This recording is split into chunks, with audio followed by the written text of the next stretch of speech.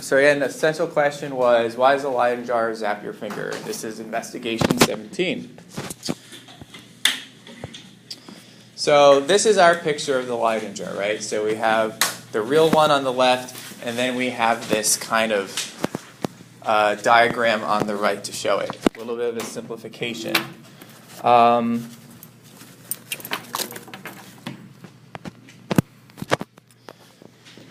We have the basic information that the inside and the outside sleeve are conductors. While the inside, that yellow part, represents the plastic, which we came to agree on that is an insulator. So conductors allow for the electrons to flow through it, while an insulator is sort of like a barrier to that. Here we have a picture of the two different states of the Leyden jar. One is polarized and one is depolarized. So what's the difference with the distribution of electrons between the two? To restate what you just said, in the polarized state, you have an uneven distribution of electrons. So in this case, in our model, it's more rings on the outside sleeve, and on the inside sleeve, you would have less rings or less electrons and protons. And then on the depolarized state, you have even numbers or a balanced number of protons and electrons on each part of the sleeve.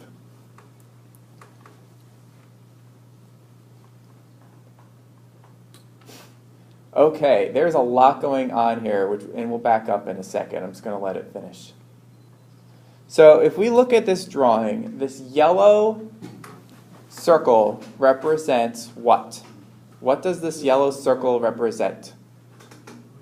Okay. System boundary. Okay, it represents the system boundary. What is the electron doing in the left picture? There's an arrow showing what the electron's doing. Catherine. It's moving from the electron state, or the left neutrally charged thing to the right neutrally charged thing. All right, I like the way you said thing, because it could be the top piece of tape, or it could be the inner sleeve of the Leyden jar, right? But we're just showing this concept of transfer of electrons, yeah? But if this is the system now, if I'm thinking of the system, is the system charged? Ooh, no. No. Why? Because, wait, is it the electron that's the only thing that's going over, or is that entire neutral charge? It's just the electron that's moving over to the other part of the Leyden jar, the outside. So it would be charged. The system. Think of the system. Oh, the system is still neutral. Okay, so awesome. The system is still neutral because charge has not left the system. The charge is conserved. Zoe. So as far as these yellow numbers, good question. So how many positive charges, so in the first picture, how many positive charges are within the system boundary? How many negative charges are with the system boundary on the left? Okay, so despite them being in a different place within the system, the total still ends up being 4, or the net charge ends up being 0. So on the picture on the right, even though the charges were redistributed within the system, they still add up to be 0, right? So that's kind of the idea of this.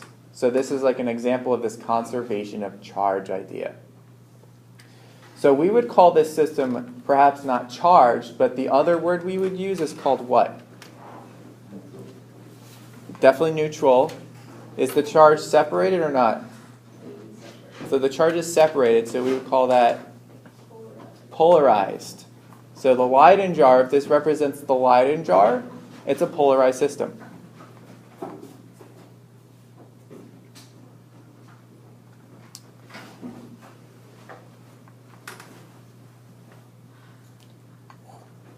And this is an example of conservation of charge. Cool. So even though the one on the left is charged and the one on the right is charged, because they're within the system of this Leyden jar, the overall system itself is polarized. So even though the inside sleeve has a positive charge and the outside sleeve has a negative charge, the whole thing is polarized and neutral, if we consider that to be within our system boundary. So I have a question for you. So knowing this,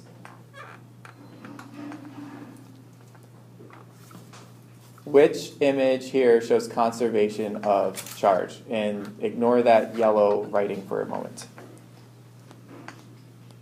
Which image? So I have two pieces of tape, and then they're separated.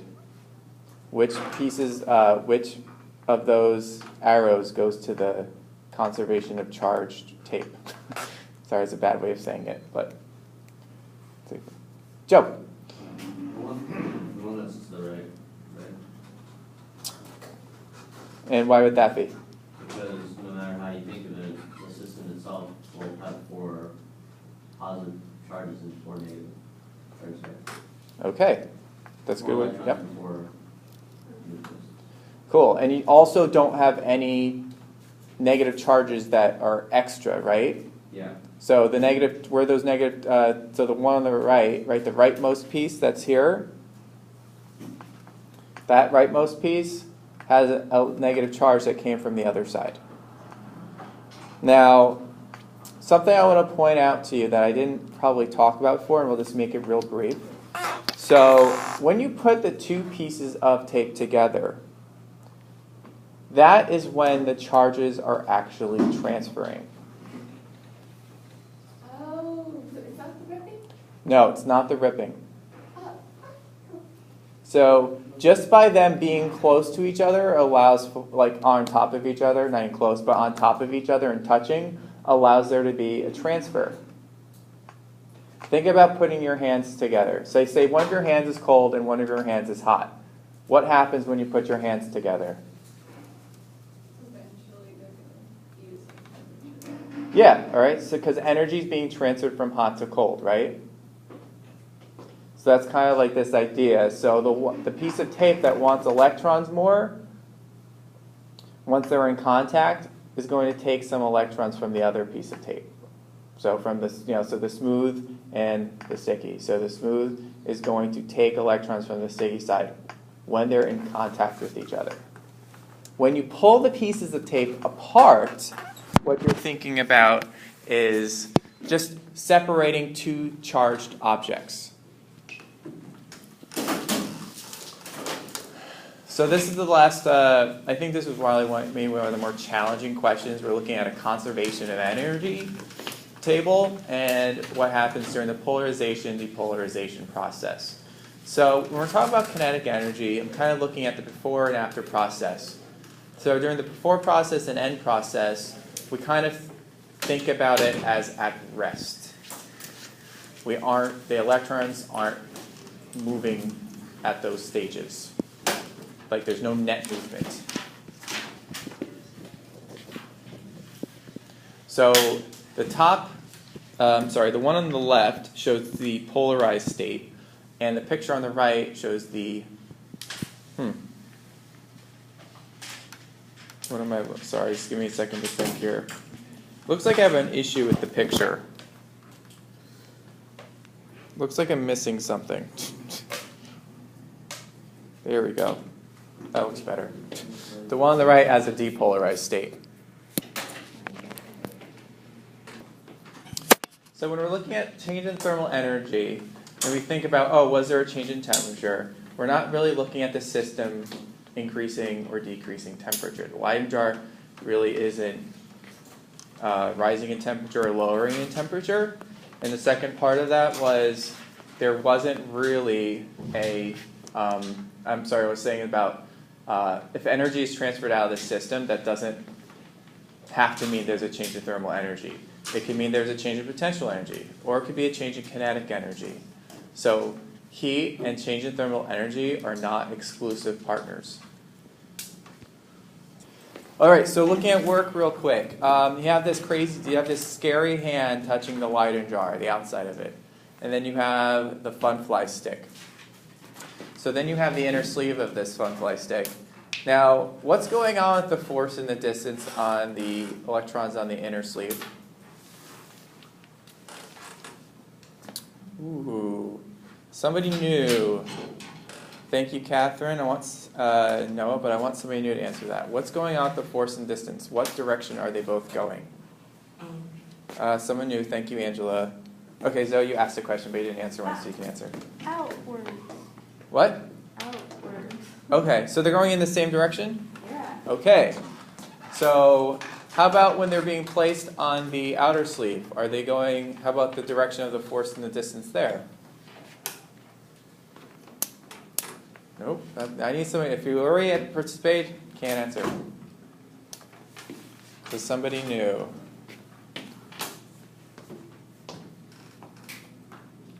So the other way you can look at this is in terms of system and surroundings. The system, or the surroundings, is doing work on the system. Therefore, the work is positive. So when you have the surroundings doing work on the system, the work is positive. And it's causing also a change in potential energy. To go through. So in this next drawing, this is to answer your question, and maybe one of the people who raised their hand before can answer this for you. Can someone answer? Zoe, actually, ask your question again. Oh, are you going to help me answer No. those? Okay. So I was wondering why, what was the energy transfer by heat? Why was Q negative? Okay, so why was Q negative? And Kip, I saw your hand first. Travis, you want to try it out too? Sure. Okay, so Kip, then Travis, and then Angela. The reason that Q is negative is because of electromagnetic radiation, which causes the spark that you see when you touch the metal. Like he kind of circled it in the red zap. Looks like it's from a comic book. But it's negative because it releases energy, and it was kind of like holding up energy. So if you had like heat and you like dunked your hand into a thing of ice water, you would like lose energy by heat. But I think that would change thermal energy too. I don't know. Okay. But since it's electric potential energy, you're just losing that instead of thermal energy. Okay. So Travis and then Angela, and then I'll pull out from what I heard from you. Like the same thing that he said. So. Cool. Okay, Angela. There's an energy transfer by heat from when there's a spark. There is heat coming out of the system. Mm-hmm. Okay. So what I'm hearing here is that spark is sort of like signifying that energy is being transferred out of the system by heat. Yeah. So like that's like the main take home on that piece. Kip said something about electromagnetic radiation. So when we think of electromagnetic radiation, it's a good question. That part of that is visible light. Okay. So are you seeing something? Yes. So you're seeing visible light, right? So during that process. So part of the transfer of energy out of the system results in electromagnetic radiation. Okay. Oh, which is the visible light. Which is visible light. Mm-hmm. Energy is being released to the surroundings. Awesome. By what process? Energy transfer by heat. Awesome. You got it. So I have these 5 words, and they're kind of ways to understand potential energy. You have configuration, nature, equilibrium, stress, and distribution. Why is there a guy holding a rock? So the guy is actually picking up the rock. He had picked up the rock. So think of the system as having a configuration, and you're changing the configuration of that system. Think of the electrons in the way they're being distributed. Are you changing that distribution of electrons in a way that's against their nature? Are you putting that system under stress? And what does it feel like when there's a release of stress? So it's like, spark. What happens when you upset the equilibrium? Think of a seesaw. And you mess it up. And what does it do? It goes back and forth until it reaches an equilibrium. So these are all ideas to understand potential energy of a system. So if you're doing any of these things to it, you're going to increase the potential energy of a system. So that's why that's positive. And when it returns to its equilibrium state, it's going to have a reduction, a change in potential energy will be negative. So some key pieces here that I want you to think about: polarization, work, and electric potential.